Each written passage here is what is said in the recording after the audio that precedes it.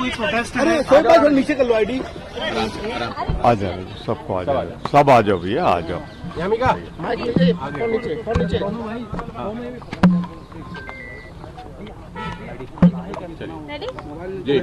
Sir, आज India block के floor leaders की मीटिंग हुई है, क्या कुछ डिस्कस हुआ और क्या डिसीजन लिए गए आज की मीटिंग में? देखिए, बजट पर हम लोगों ने चर्चा की।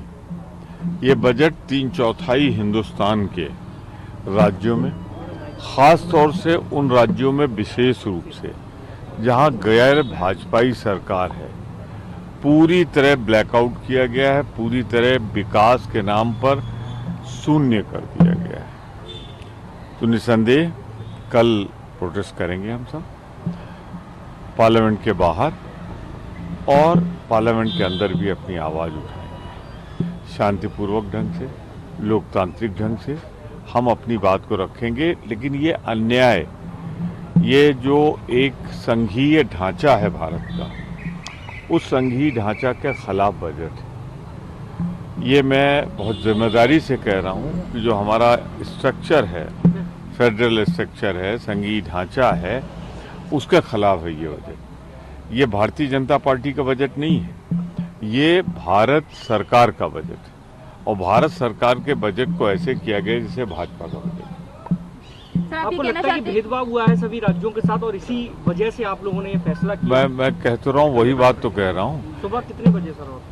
10:30 बजे मकर द्वार पर आप सब सादर आमंत्रित हैं।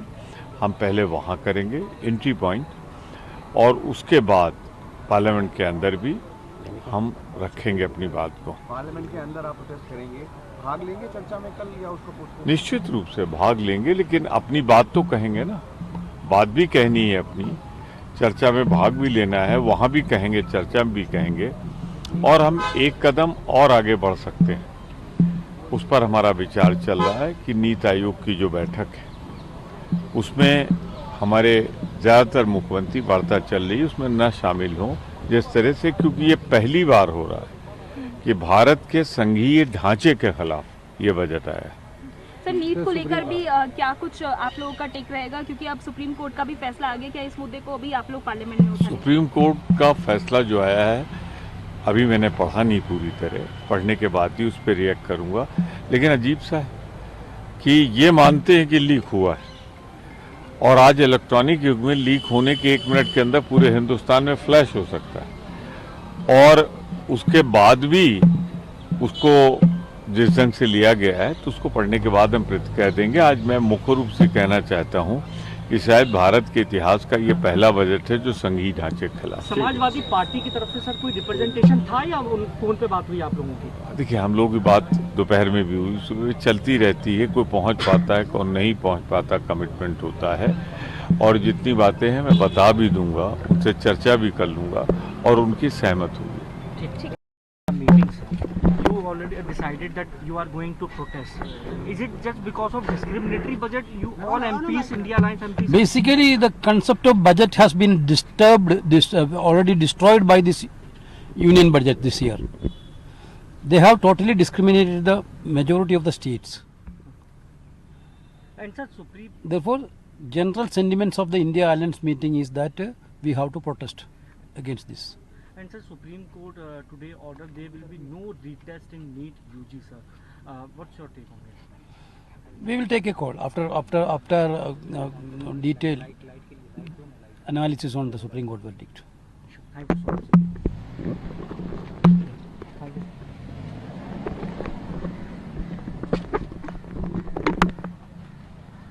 मेरा पाँव पे डाल दिया आप।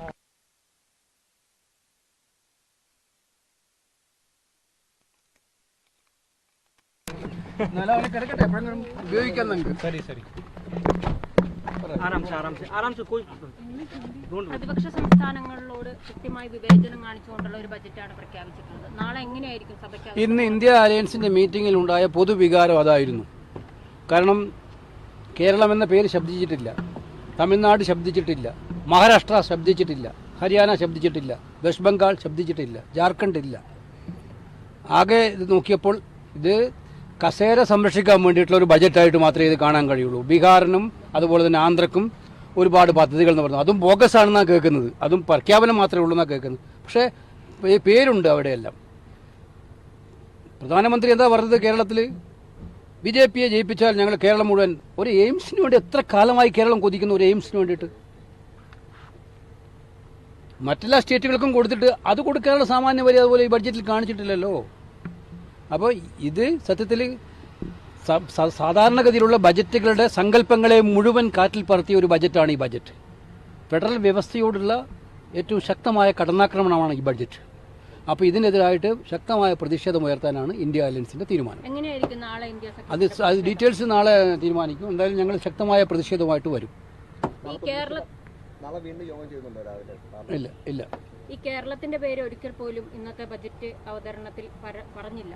പക്ഷേ പ്രതിപക്ഷ UDFന്റെ MP-മാർ ശക്തമായിട്ടുള്ള ഒരു പ്രതിഷേധം സഭയ്ക്കകത്ത് ഉന്നയിച്ചില്ല എന്ന് രാജ്യസഭയിലെ ഇടത് MP-മാർ ഒരു ആരോപണം ഉന്നയിച്ചിട്ടുണ്ട്. അവർ ബഹിഷ്കരിച്ചിറങ്ങി പ്രതിഷേധിച്ചിറങ്ങി. അതെ, അവരിത് തുടങ്ങിയെങ്കിൽ അവരോട് എനിക്കൊന്നും പറയാനില്ല. സഹതാപം മാത്രമേ ഉള്ളൂ. ആ ലോക്സഭയിൽ നടക്കുന്ന ഓരോ പ്രതിഷേധത്തിന് മുമ്പിലും എത്ര MP-മാർ എത്ര ശക്തമായി മുന്നോട്ട് വരുന്നുണ്ടെന്നുള്ളത് അവർക്ക് അറിയില്ല. അവരുടെ വളരെ കുറച്ച് പ്രതിനിധികളല്ലേ അവിടെ ഉള്ളൂ. അത്യാവശ്യം അവരോടങ്ങ് ചോദിക്കണം. ഇത് കേരളത്തിൻ്റെ മാത്രം പ്രശ്നമല്ലായിരുന്നു, എല്ലാ സംസ്ഥാനങ്ങളുടെയും അവഗണന ഉണ്ടായിരുന്നു. അതിനെതിരായി ശക്തമായ പോരാടുന്നു. ഏതെങ്കിലും ഒരു അവസരം കിട്ടുമ്പം UDFനെ കൊച്ചാക്കാനുള്ള ശ്രമം നടത്തുന്നത് സംസ്ഥാന താല്പര്യത്തിന് അനുകൂലമാണെന്ന് അവർ ധരിക്കേണ്ട. അതുകൊണ്ട് പൊതുവായിട്ട് നിൽക്കേണ്ട സമയങ്ങളിൽ പോലും തെറ്റിദ്ധാരണ പരത്താൻ സഹായിക്കുള്ളൂ. ഞങ്ങൾ ഈ ബജറ്റിൽ വരുന്ന ദിവസങ്ങൾ ഞങ്ങൾ പ്രസംഗിക്കും ലോക്സഭയിൽ. എന്താണെന്ന് കേട്ടു നോക്കാൻ പറയാം ഇടതുപക്ഷക്കാരോട്. അവർക്ക് അവരുടെ ആളുകളോടും പ്രസംഗിക്കാൻ പറയാം. അതുപോലെ ഒന്നും ന്യായപ്രഖ്യാപനങ്ങളിലെ ചില ആശയങ്ങൾ ഇന്നത്തെ ബജറ്റിലേക്ക് അത് മാത്രമേ ഉള്ളൂ. അതിനകത്ത് ഞങ്ങളുടെ ന്യായ പ്രഖ്യാപനങ്ങൾ കട്ടെടുത്ത ചില കാര്യങ്ങൾ വാഗ്ദാനങ്ങളായി പറഞ്ഞിട്ടുണ്ട്. അതിന് വേണ്ടുന്ന ഇംപ്ലിമെന്റേഷൻ സ്റ്റൈല് അതിനകത്തില്ല.